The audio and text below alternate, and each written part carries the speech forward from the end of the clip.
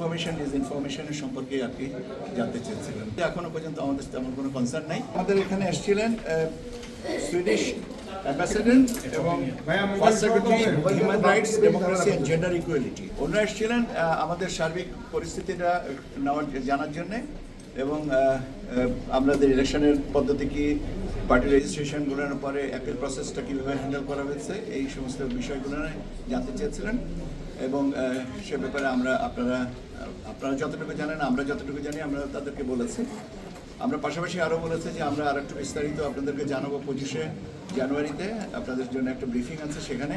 আবার আজকে আমরা এই পোস্টাল ভোটের ব্যাপারে, পোস্টাল ব্যালটের ব্যাপারে যে বিষয়গুলোকে, টেকনিক্যালিটিসটা আমরা ব্রিফ করবো আজকে রাজনৈতিক দলের প্রতিনিধিদের কাছে।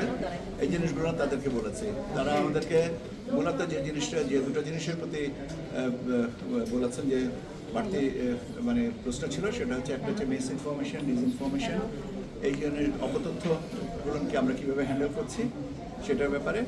আর দ্বিতীয় জিনিসটা হচ্ছে যে আমরা বলেছিলাম যে তোমাদের সিকিউরিটি নিয়ে কোনো কনসার্ন আছে কিনা, নিরাপত্তা ব্যবস্থা সম্পর্কে তোমাদের পর্যালোচনাটা কী এবং কীভাবে তোমরা কী করছো, এটাই আর কি মূলত মিসইনফরমেশন ডিসইনফরমেশনের সম্পর্কে আর কি জানতে চেয়েছিলেন। তো এই হচ্ছে। এবং আর একটা জিনিস শেষে বলেছেন যে দে আর হ্যাপি উইথ দ্য ব্রিফিং, এবং বলেছেন যে আমাদের যদি কোনো সহযোগিতা লাগে তাহলে আমরা যেন ওনাদেরকে বলি, এটা তারা তাদের সাধ্য মতন চেষ্টা করবে।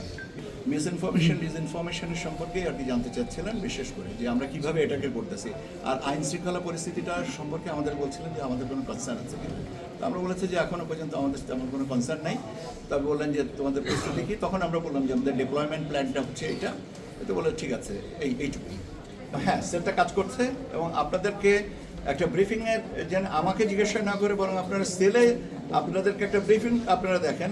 আমি ওখানে যে সেলের যে তত্ত্বাবধানে যিনি আছেন তাকে বলে দেবো, আপনারা দেখে তারপরে আমাকে জিজ্ঞাসা করেন যে এখানে এইটা অসম্পূর্ণ আছে বা এটাকে আর একটু বাড়ানো যেতে পারে, বা আপনাদের কৌতূহলগুলো থাকলে ওখানে তো মিটিয়ে নিতে পারেন। কারণ আমি যেটা বলবো সেটা হচ্ছে যে একটা অ্যাবস্ট্রাক্ট বলবো, আর আপনি যেটা বাস্তবে দেখে বলবেন সেটা যে আরও বস্তুনিষ্ঠ হবে।